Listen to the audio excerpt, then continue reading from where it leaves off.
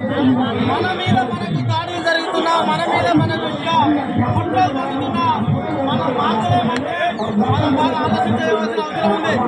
ఈరోజు మన పిల్లల పైన, మన భవిష్యత్ పైన ఎన్నో దెబ్బలు, ఎన్నో కుట్రలు జరుగుతున్నా కూడా రాజకీయ పార్టీలకు తగిన గుణపాఠం చెప్పే ఇందులో మనందరం పంపించాల్సిన అవసరం ఉంది.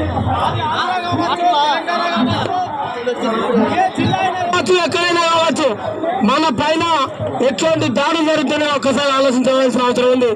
వర్గీకరణ ఎందుకు తీసుకొచ్చారు?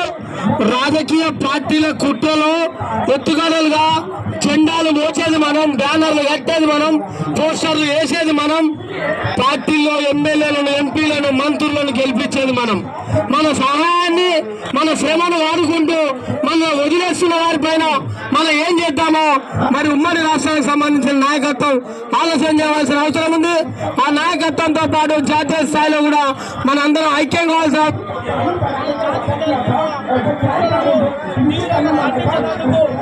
ఎక్కడికక్కడ గ్రామ స్థాయి నుంచి ఈరోజు ఢిల్లీ తీరానికి మరి ట్రైన్లలో, బస్సులలో ప్రయాణం చేసిన దీన్ని దృష్టిలో పెట్టుకొని చాలా 24 గంటల సమయం అవుతుంది.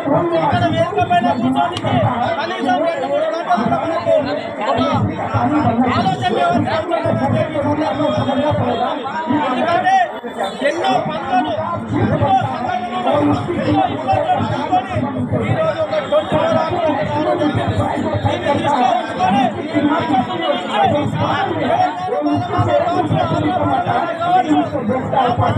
జాతీయ స్థాయిలో పోరాటానికి ఎస్సీ వర్గీకరణలో పొందుతున్న మానవాధికార గ్రామాల్లో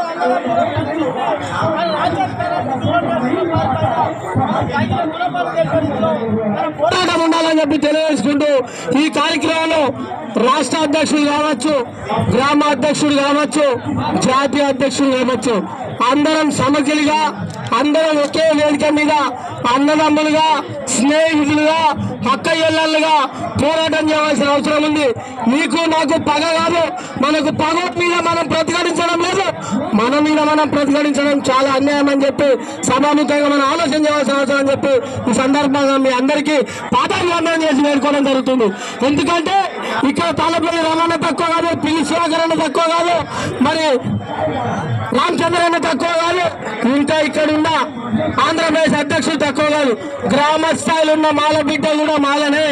రాష్ట్ర అధ్యక్షులైనా, జాతీయ అధ్యక్షులైనా గ్రామ స్థాయి నుంచి ఏ నాయకుడు రాకున్నా మన ఉద్యమానికి స్ఫూర్తి ఉందని చెప్పి దీన్ని దృష్టిలో పెట్టుకొని అందరం వివరించాలని చెప్పి మన ఉద్యమాన్ని ఇంకా తీవ్ర రూపాల్లో తీసుకురావడానికి ఏం చేయాలో ఆలోచన చేయవలసిందిగా విజ్ఞప్తి చేస్తూ ఈ అవకాశం ఇచ్చిన మీ అందరికీ జై భీమ్, కృతజ్ఞతలు.